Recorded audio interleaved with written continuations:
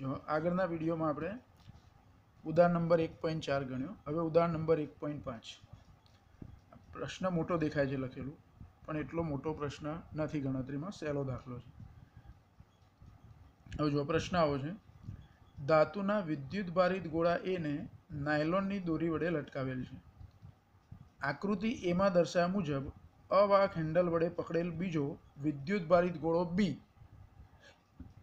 એની નજીક એવી રીતે લાવવામાં આવે છે કે તેમના કેન્દ્રો વચ્ચેનું અંતર 10 સેન્ટીમીટર હોય. આ આકૃતિ એ આપી છે, આટલો ભાગ.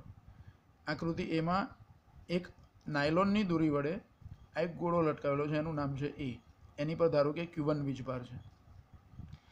બીજો એક ગોળો બી જેને અવાહક હેન્ડલ વડે પકડેલો છે અને ગોળા એની નજીક 10 સેન્ટીમીટર અંતરે રાખવામાં આવે છે. આ આકૃતિ એ થઈ. આનાથી થતું એનું અપાકર્ષણ બળ નોંધવામાં આવે છે. કુલમના નિયમ પ્રમાણે સૂત્ર લઈએ તો K(Q1Q2/r²). એ સૂત્ર પ્રમાણે ધારો કે અપાકર્ષણ બળ આપણે નોંધ્યું. હવે એ અને બી ગોળાઓને અનુક્રમે સી અને ડી વિદ્યુતભાર રહિત ગોળાઓ સાથે આકૃતિ બીમાં દર્શાવ્યા મુજબ સ્પર્શ કરાવવામાં આવે છે. આ આકૃતિ બી. ગોળો સી અને ગોળો ડી જે શરૂઆતમાં વિદ્યુતભાર રહિત છે, પણ એ અને બી પર તો વિદ્યુતભાર છે Q1 અને Q2. ગોળા સીનો એ સાથે, ગોળા બીનો ડી સાથે સંપર્ક કરવામાં આવે છે. હવે એનો સી સાથે સંપર્ક કરાવી અને બંને ગોળા સમાન પરિમાણવાળા જેવું કીધું છે છેલ્લે આપણને અહીંયા, તો બંને પર વીજભાર સરખો વેચાઈ જશે. જે આકૃતિ એમાં ગોળા એ પર Q1 વીજભાર હતો, એ ગોળા બી પર એ અને સી પર સરખી રીતે વેચાઈ જશે. એટલે Q1ના અડધા ભાગ કરી દેવાના. ગોળા એ પર Q1/2 જેટલો વીજભાર રહેશે. ગોળા સી પર પણ Q1/2 જેટલો વીજભાર જશે. એ જ રીતે ગોળા બી સાથે ડીને સંપર્કમાં લાવીએ. બી પર શરૂઆતમાં Q2 જેટલો વિદ્યુતભાર હતો, એ Q2 વિદ્યુતભાર બંને પર સરખો વહેંચાઈ જશે, કારણ કે આ બંનેના પરિમાણ સરખા છે.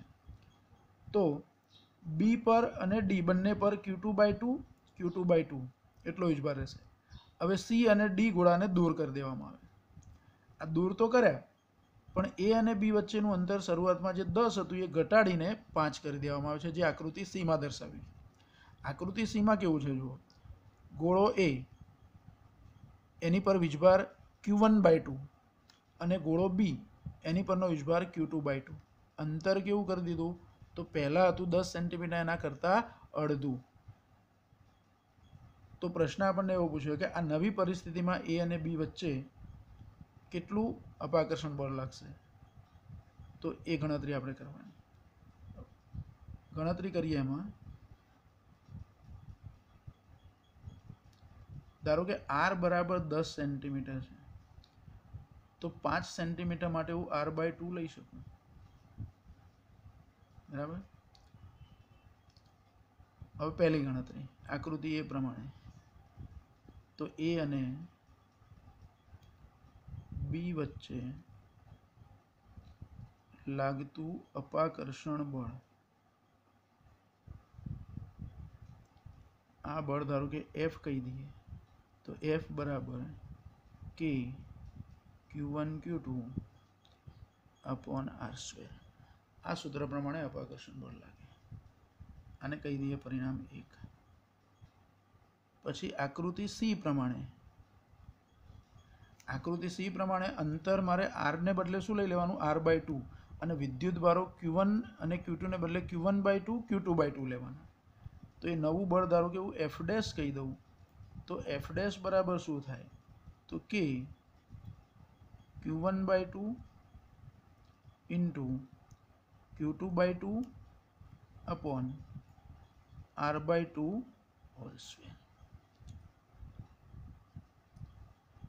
એટલે જો r/2 છે એનો વર્ગ થાય એટલે r²/4 થાય. એ 4 અંશમાં જતા રહે.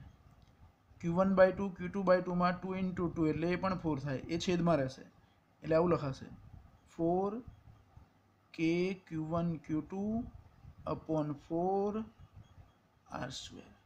આ 4 કયા? તો આ r²/2ના 2નો વર્ગ થયો 4, એ ઉપર ગયા. આ 4 કયા? તો આ 2 × 2 એ 4, 4 કટ થઈ જાય, એટલે જવાબ શું આવશે? તો K(Q1Q2/r²). અને K(Q1Q2/r²) એટલે તો F છે, એટલે આ જવાબ કેટલો આવશે? F જેટલો.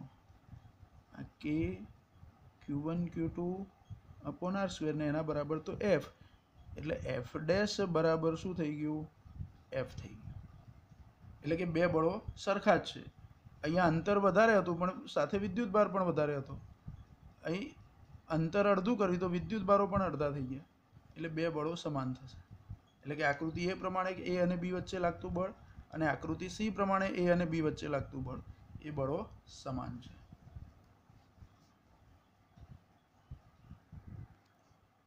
જો હવે ઉદાહરણ નંબર 1.6 પ્રશ્ન આપ્યો છે એમાં કે L લંબાઈના સમબાજુ ત્રિકોણના શિરોબિંદુઓ પર ત્રણ વિદ્યુતભારો Q1 Q2 Q3 દરેક Q બરાબર છે એટલે કે ત્રણેયના મૂલ્યો સરખા છે તેવા મૂકેલા છે આકૃતિમાં દર્શાવ્યા મુજબ ત્રિકોણના મધ્ય કેન્દ્ર પર મૂકેલા વિદ્યુતભાર Q પર લાગતું બળ કેટલું હશે હવે ત્રિકોણ જે આપ્યો છે એ ત્રિકોણને આપણે કહી દઈએ A B C અને દરેક પર સમાન વિદ્યુતભાર મૂકેલો છે અહીં મૂકેલા વિદ્યુતભારને Q1 કહું તો Q1 બરાબર Q અહીં મૂકેલો વિદ્યુતભાર Q2 હોય તો એ પણ Q2 બરાબર Q અહીં વિદ્યુતભાર Q3 મૂકેલો હોય તો એ Q3 બરાબર પણ Q એટલે કે સમાન વીજભારો મૂકેલા છે ત્રિકોણના મધ્ય કેન્દ્ર પર ધારો કે અહીંયા એનું મધ્ય કેન્દ્ર છે તો મધ્ય કેન્દ્ર પર એક કેપિટલ Q વિદ્યુતભાર મૂક્યો છે તો એ કેપિટલ Q વિદ્યુતભાર પર લાગતું બળ કેટલું હશે મધ્ય કેન્દ્ર છે એટલે દરેક શિરોબિંદુથી Q નું અંતર સરખું જ હોય Q વિદ્યુતભારનું દરેક શિરોબિંદુથી અંતર કેવું હોય સમાન ધારો કે આ સમાન અંતર દરેક બાજુ R જેટલું છે એવું લઈએ આપણે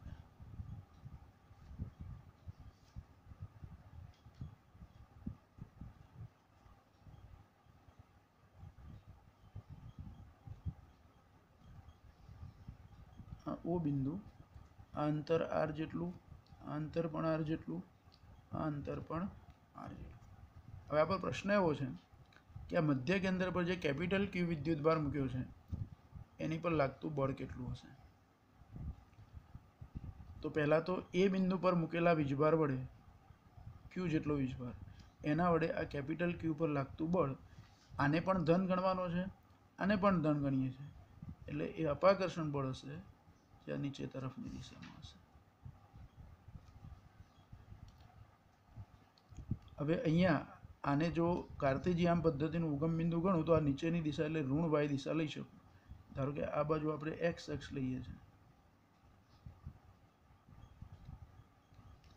આ બાજુ ઊભી y અક્ષ લઈએ છીએ તો આ ઋણ y અક્ષ થાય એટલે ઋણ y અક્ષની દિશામાં પહેલું બળ થયું હવે આ બળ કયું થયું તે તો પહેલા વીજભાર વડે આની પર લાગતું બળ છે Q પર એ બળને હું કહી દઉં F1 જે નામ આપવું હોય તે આપી શકીએ આપણે એને F1 કહીએ છીએ કેપિટલ Q પર સ્મોલ q વિદ્યુતભાર વડે લાગતું અપાકર્ષણ બળ જે ઋણ y દિશામાં છે પછી B બિંદુ પર રહેલો Q જેટલો વીજભાર એના વડે આ મધ્ય કેન્દ્ર પર મૂકેલો વિદ્યુતભાર એની પર લાગતું અપાકર્ષણ બળ જે આ દિશામાં જશે આ બળને આપણે કહી દઈએ F2 એ જ રીતે આ ત્રીજું બળ C બિંદુ પર રહેલા વીજભાર વડે મધ્ય કેન્દ્ર પર રહેલા વીજભાર પર લાગતું અપાકર્ષણ બળ આ ત્રણેય અપાકર્ષણ બળો છે બધા જ ધન વિદ્યુતભારો છે એટલે એ બળને હું કહી દઉં F3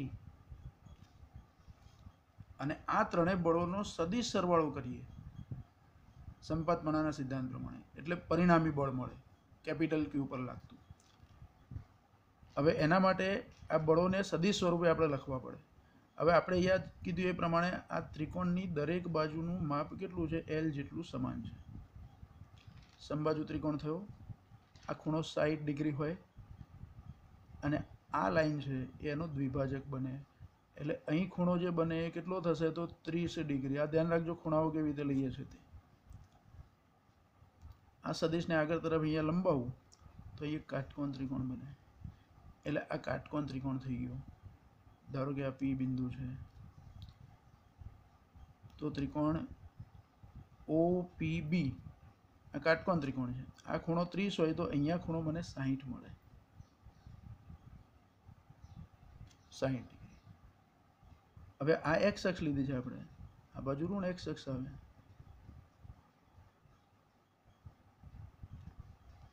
હવે આ ખૂણો 60 હોય અને આ વાય અને એક્સ અક્ષો પરસ્પર લંબ છે, એટલે ટોટલ આ બે ખૂણાઓનું ટોટલ 90 થાય, એટલે આ બાજુનો ખૂણો થાય 30 ડિગ્રી. એનો અભિકોણ અહીંયા સામે મળે એટલે આ પણ થાય 30 ડિગ્રી. એટલે ટૂંકમાં આ F2 બળ છે એ એક્સ અક્ષ સાથે 30° ખૂણો બનાવે છે, એની આપણે જરૂર છે. બીજું આ ખૂણો કેટલો થાય તે, તો અહીંયા આ બાજુ આ ખૂણો 30 ડિગ્રી થાય, અડધો, એટલે આ 60 થાય. આ 60 થાય એટલે એની પાસે આ બાજુનો ખૂણો 90માંથી 60 બાદ કરીએ એટલે 30 થાય, અને 30° સામે અભિકોણ આ 30 થાય. એટલે આ બે ખૂણાઓની આપણે જરૂર છે F2 અને F3 માટે. હવે જુઓ, 3 સદિશ બળો થયા. F1 જે ઋણ વાય અક્ષની દિશામાં જ છે, F2 જે પહેલા ચરણમાં છે એના આપણને બે ઘટકો મળે એક્સ અને વાય, એ રીતે F3 એ બીજા ચરણમાં છે એના પણ બે ઘટકો મળે એક્સ અને વાય, પણ એનો એક્સ ઘટક ઋણ એક્સ દિશામાં હશે. તો આના ત્રણેયના આપણે ઘટકો શોધવા છે.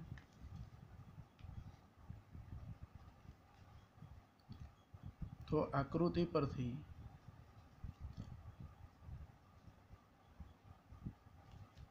જો આકૃતિ પરથી આપણે F1 બળ લીધું એટલે કયું, તો એ બિંદુ પરના Q1 વિદ્યુત ભારને લીધે કેપિટલ Q પર લાગતું બળ અહીંયા લખી શકું. Q1 વિદ્યુત ભારને લીધે, Q1 એટલે Q જ છે પણ અહીંયા Q1 લખ્યું આપણે. Q1 વિદ્યુત ભારને લીધે કેપિટલ Q પર લાગતું બળ, જે સદિશ સ્વરૂપે આપણે લખવાનું છે. તો જુઓ, બળ સદિશ સ્વરૂપે લખવું હોય એટલે બળનું મૂલ્ય ગુણ્યા એની દિશાનો એકમ સદિશ, એટલે સદિશ સ્વરૂપ થઈ ગયું. તો બે વિદ્યુતભારો વચ્ચેનું અંતર આપણે ધાર્યું છે r. એક વિદ્યુતભાર કેપિટલ Q છે, બીજો વિદ્યુતભાર સ્મોલ q છે. એટલે કુલમ્બના નિયમ પ્રમાણે K Q અપોન અંતર r છે, એટલે r² ઇન્ટુ એકમ સદિશ. હવે અહીંયા એકમ સદિશ કયો લખવાનો છે, તો આ બળે ઋણ વાય દિશામાં છે, અને ઋણ વાય દિશાનો એકમ સદિશ -j². એટલે આ બળ આવી રીતે લખી શકું, એ માઇનસ નિશાની આગળ લખી દઉં, તો -K QQ અપોન r²j². આ પરિણામ નંબર 1. આ F1 બળ સદિશ સ્વરૂપે થયું. એ જ રીતે બીજું બળ F2 શોધવું છે. તો F2 એ કોને કારણે છે, તો Q2 વિદ્યુતભારને લીધે આ Q પર લાગતું બળ. એટલે એ પણ આકૃતિ પરથી Q2 વિદ્યુત ભારને લીધે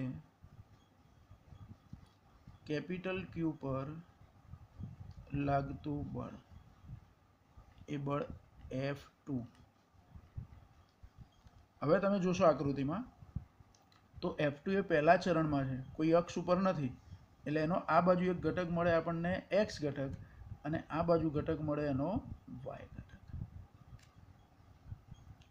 ખૂણાની પાસેની બાજુ આ બાજુ આવે એક્સ અક્ષ ઉપર, એટલે આ બાજુ કોસ ઘટક આવે, આ બાજુ સાઇન ઘટક આવે. બીજું, એ બળનું મૂલ્ય તો પહેલાના જેટલું જ હશે, K QQ અપોન r². ખાલી અહીંયા ઘટકો એના લખવાના. એટલે જો એના ઘટકોમાં એક્સ ઘટક લખું તો શું થાય, તો K QQ અપોન r² બળનું મૂલ્ય થયું, અને ઇન્ટુ cos 30, એક્સ અક્ષની દિશા ધન એક્સ એટલે +i², વત્તા આ એક્સ ઘટક થઈ ગયો, આ બાજુનો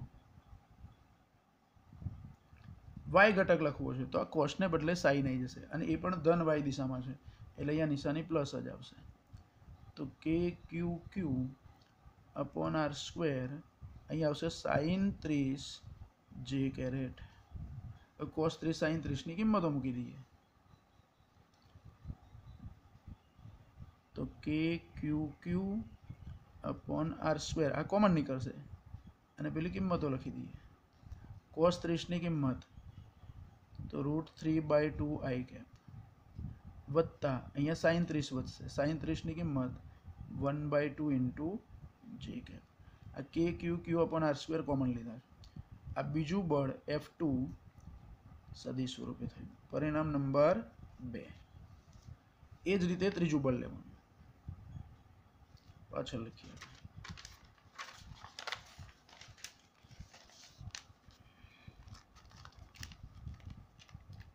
ત્રીજું બળ આવશે F3. હવે આ ત્રીજું બળ છે એ બીજા ચરણમાં છે. તમે અહીંયા જોઈ શકો છો બીજા ચરણમાં F3. બીજું ચરણ છે એટલે એનો y ઘટક તો ધન જ આવશે પણ x ઘટક ઋણ આવશે. એટલે આ F2 લખ્યું એમાં x ઘટક આગળ નિશાની માઇનસ આવશે, y ઘટક તો પ્લસ જ આવશે. એટલે ફરક શું? તો F3 અહીંયા લખવું તો k(q)(r²) તો બરાબર, પણ અહીંયા √3/2 i કેપમાં અહીંયા માઇનસ આવી જશે. આટલો ફરક પડશે. એટલે એ સ્ટેપ હું ડાયરેક્ટ લખી દઉં છું F3. તો F3 સદિશ આવી રીતે આવશે k(q)(r²) કૌંસમાં x ઘટક ઋણ છે અને cos 30 જ આવશે. એટલે cos 30 એટલે √3/2 i કેપ, x અક્ષની ઋણ x અક્ષની દિશા. સાઇન ઘટક છે એ તો પ્લસ જ છે y ઘટક, એટલે એમાં આવશે 1/2 j કેપ. આ પરિણામ નંબર 3. હવે કેપિટલ Q પર એટલે કે મધ્ય કેન્દ્ર પર મૂકેલા વિદ્યુતભાર પર લાગતું પરિણામી બળ. તો એ પરિણામી બળ F કહી દઈએ આપણે. તો ત્રણેયનો સદિશ સરવાળો એટલે કે F1 પહેલું બળ વત્તા F2 બીજું બળ વત્તા F3 ત્રણેયની કિંમતો મૂકી દેવાની. F1 ની કિંમત આપણે આગળ તૈયાર રાખી છે, શોધી કાઢી. સમીકરણ 1 અને 2. સમીકરણ 1 એટલે આ કિંમત મૂકવાની, 2 એટલે આ કિંમત મૂકવાની અને 3 એટલે આપણે જો પાછળ લખ્યું તે. તો F1 એ ઋણ હતું એટલે -k(q)(r²) j કેરેટ F1 વત્તા F2 માં હતું k(q)(r²) into √3/2 i cap plus 1/2 j cap વત્તા F3 નીચે લખો. F3 એટલે આ રહ્યું તે. તો k(q)(r²) into -√3/2 i cap plus 1/2 j cap. હવે 1, 2 અને 3 ત્રણે પદમાં k(q)(r²) કોમન છે એટલે એ કોમન લઈ લઈએ. તો k(q)(r²) કોમન. શું વધશે હવે કૌંસમાં? તો j કેરેટ પણ આગળ નિશાની માઇનસ એટલે -j કેરેટ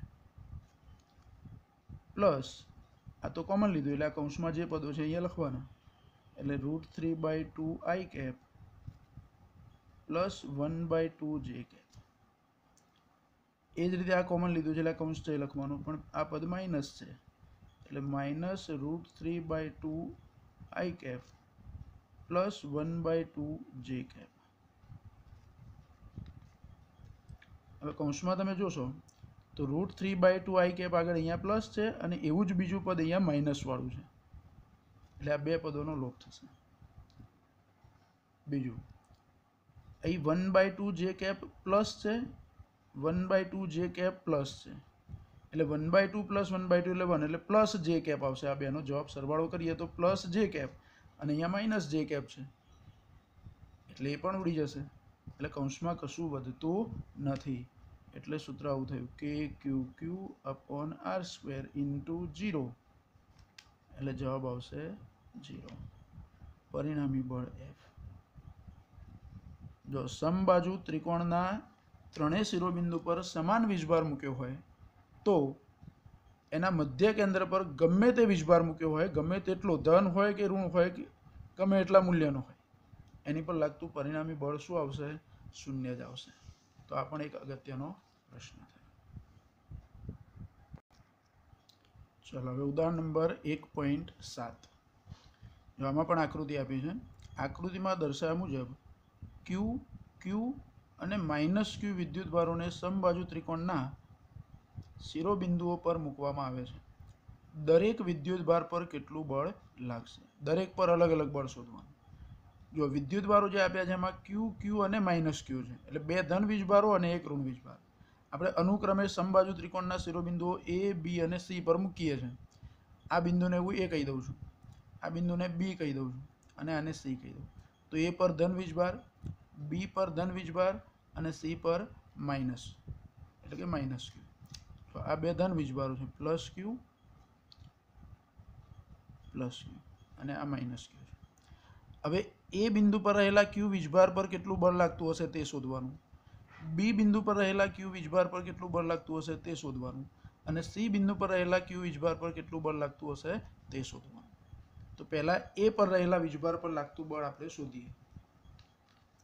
તો જો એની પર કયા કયા બળો લાગશે, તો એ બિંદુ પર રહેલા વીજભાર સિવાય આપણી જોડે કેટલા વીજભારો છે, તો બે, એક પ્લસ ક્યુ અને એક માઇનસ ક્યુ. હવે આ પ્લસ ક્યુ વિદ્યુતભાર છે એની પર પ્લસ ક્યુ વિદ્યુતભાર વડે અપાકર્ષણ બળ લાગે જે આ બાજુ હોય.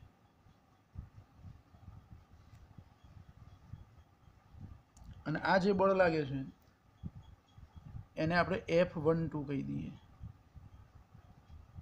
જો 12 એનો મતલબ કે આ જે બિંદુ છે એને 1 નંબર આપી દઉં, પહેલું બિંદુ, આ બીજું અને આ ત્રીજું. તો પહેલા બિંદુ પર રહેલા વીજભાર પર બીજા બિંદુના વીજભાર વડે એટલે F12 કહીએ. એ જ રીતે આ વીજભાર પર, પહેલા વીજભાર પર આ માઇનસ ક્યુ વડે પણ બળ લાગશે, પણ એ આકર્ષણ બળ હશે. આ F12 અપાકર્ષણ હતું, પણ આ બળ આકર્ષણ બળ જે આ બાજુ લાગશે. એ પહેલા પર કોના વડે લાગ્યું, તો ત્રીજા વડે, એટલે એને કહેવાય F13. અને એ બેનું પરિણામી બળ મારે લેવું હોય તો એ બળ સમાંતર બાજુ ચતુષ્કોણના નિયમ પ્રમાણે આવી દિશામાં આપણને મળે. એ પરિણામી બળ પહેલા વીજભાર પર છે એટલે એને કહી દઉં F1. આવી રીતે એ બળ આપણને મળશે. હવે પહેલા વીજભાર પર બે બળો લાગ્યા, F12 અને F13. આ જે બે બળો લાગ્યા એમની વચ્ચે અહીંયા ખૂણો કેટલો હશે, તો આ સમબાજુ ત્રિકોણ છે એટલે આ બાજુ અંદરનો ખૂણો જો 60 હોય તો એનો પૂરક કોણ થયો આ, એટલે આ કેટલો થશે 120. એટલે કે બે બળો વચ્ચેનો ખૂણો 120 છે. આપણે સમાંતર બાજુ ચતુષ્કોણનો નિયમ હતો એની પરથી આ F1 નું મૂલ્ય શોધી શકીએ. જો એ સૂત્ર યાદ કરો, 11મા ધોરણમાં આપણે શોધતા હતા પરિણામી સદિશ r બરાબર √a² + b². પરિણામી સદિશનું સૂત્ર આવું આપણે લખતા હતા, r બરાબર √a² + b² + 2ab cos θ. આ સૂત્રનો આપણે અહીંયા ઉપયોગ કરીશું. આપણે આ દાખલામાં લખવાનું નથી, પણ 11મા ધોરણમાં આપણે આવું સૂત્ર શીખ્યા. આ સદિશો છે, આ પરિણામી બળનું મૂલ્ય છે, એટલે આ સૂત્રથી આપણને ખાલી મૂલ્ય મળશે, પણ આ સદિશો F1 F2 આ લેવાના. અહીંયા આ F12 અને F13 અહીંયા એ અને બીની જગ્યાએ, અને આ પરિણામી બળ R એટલે કે પરિણામી બળ F1 લેવાનું પરિણામી સદિશમાં. તો આ સૂત્રનો ઉપયોગ કરીશું. એટલે જુઓ, આ પહેલો વીજભાર છે એની પર લાગતું બળ મારે શોધવું હોય તો F1 સદિશ, આમ તો પરિણામી બળનું સૂત્ર આવું છે, F1 સદિશ બરાબર F12 + F13. પણ આને પેલું આગળ જે સૂત્ર લખ્યું એ પ્રમાણે ગણીએ, આ સદિશ સ્વરૂપ છે, આપણે પરિણામી બળનું ખાલી મૂલ્ય શોધવું છે, એટલે એકલા F1 આવું પણ લખી શકીએ. તો F1 બરાબર શું લખાય, તો √F12²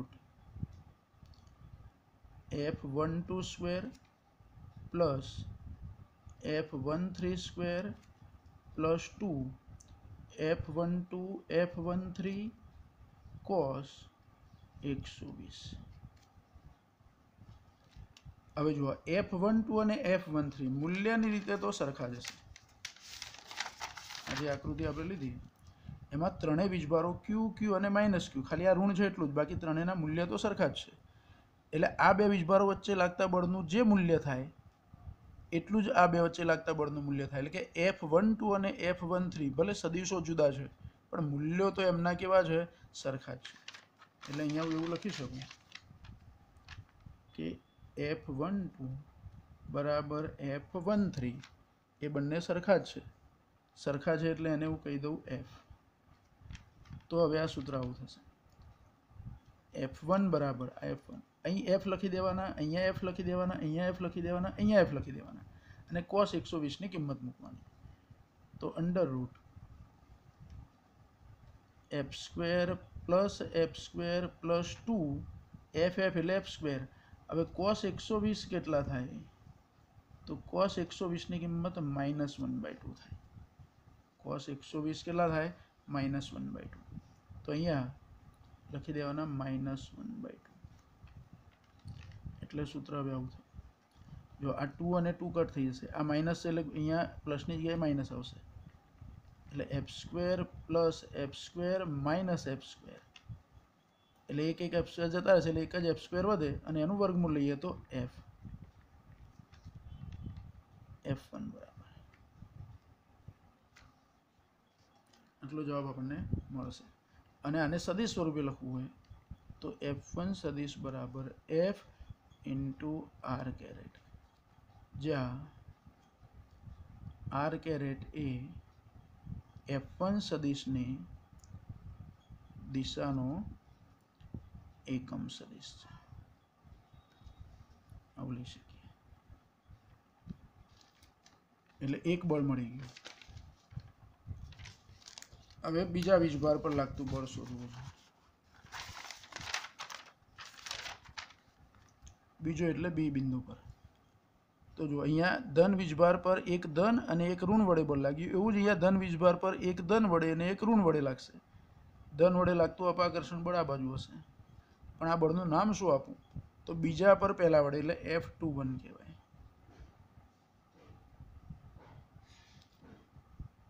આના વડે આકર્ષણ બળ આની પર લાગશે એટલે આ બાજુ આવશે. બીજા પર ત્રીજા વડે એટલે F23. એનું પરિણામી બળ સમાંતર બાજુ ચતુષ્કોણના નિયમ પ્રમાણે આપણને આ બાજુ મળે. એ પરિણામી બળ છે, એ પરિણામી બળને હું F2 કહી દઉં. તો જેવું આ બળ ગણ્યું એક્ઝેક્ટ એવી જ રીતે અહીંયા પણ ખૂણો 120 ડિગ્રી થશે, કારણ કે અંદરનો આ ખૂણો 60 થાય.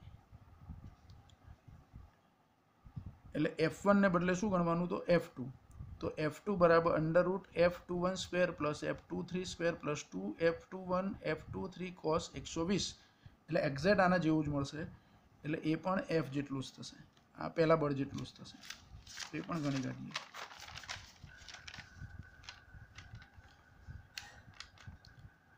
જો F2 બળ ગણવું છે તો F2 બરાબર એનું સદિશ સ્વરૂપે પહેલાં લખીએ તો F21 પ્લસ F23. એનું મૂલ્ય લઈએ તો F2 બરાબર આ સૂત્ર પ્રમાણે, ઉપરના આ સૂત્ર પ્રમાણે √F21 square plus F23 square plus 2F21 F23 cos theta એટલે કે cos 120. અહીંયા પણ આવું થશે. F21 બરાબર F23, એ બંને બરાબર હું લઈ લઉં F. તો ફરીથી F2 બરાબર √F square plus F square minus cos 120 -1/2 આવશે અને આ 2 જતા રહેશે. આ F મૂકીશું એટલે શું થઈ જશે? F square. એટલે આ જવાબ પણ કેટલો આવશે? F જેટલો જ. અને એને સદિશ સ્વરૂપે લખવું હોય તો F2 સદિશ બરાબર F r ડેશ કેપ લઈ લઈએ, જ્યાં r ડેશ એ F2 ની દિશાનો એકમ સદિશ છે. r ડેશ કેપ એ F2 ની દિશાનો એકમ સદિશ. હવે ત્રીજું બળ શોધવાનું. ત્રીજું બળ જે શોધવાનું છે એ આ ત્રીજા વીજભાર પર. હવે ત્રીજા વીજભાર પર આ ઋણ છે અને આ બંને ધન છે, એટલે ઋણ પર ધન વડે એટલે આકર્ષણ બળ, જે આ નીચે તરફ હોય. ત્રીજા પર પહેલા વડે લાગે છે એટલે F31 કહેવાય. પછી ત્રીજા પર આ બીજા વડે લાગતું આકર્ષણ બળ આ બાજુ હશે, એ આકર્ષણ બળ છે એટલે F32. અને આ બે બળો વચ્ચેનો ખૂણો કેટલો થવાનો? તો 60 જ થવાનો. અને એનો પરિણામી સદિશ એ આમ નીચે તરફ મળશે, એ સમાંતર બાજુ ચતુષ્કોણના નિયમ પ્રમાણે. તો આ જે સદિશ મળશે નીચે તરફ, એ સદિશને F3 કહી દઈએ. તો ફરીથી હમણાં જે બે સૂત્રો વાપર્યા એ પ્રમાણે F3 નું મૂલ્ય બરાબર √F31 square plus F32 square plus 2f31 f32 cos 60 અહીંયા પેલા 120 આવતા હતા એને બદલે 60 આવશે, આટલો ફરક પડશે.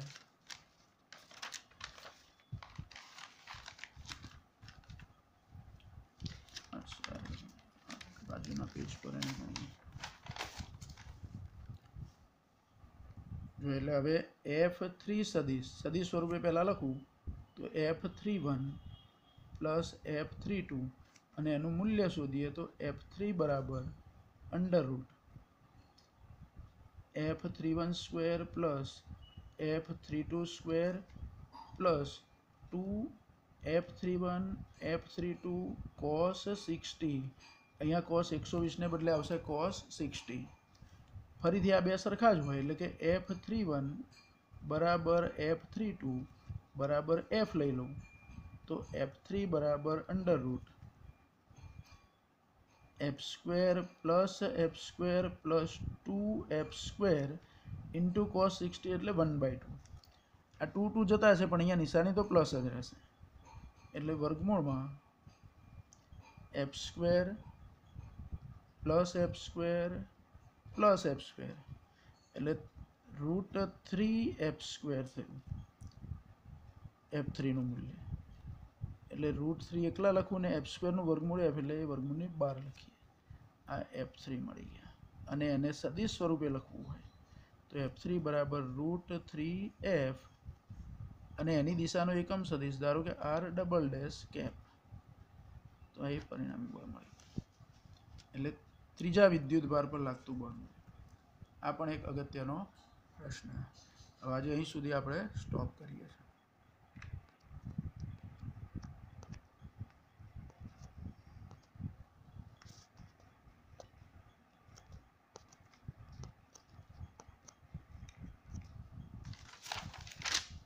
ફરી સૃષ્ટિ બંધ.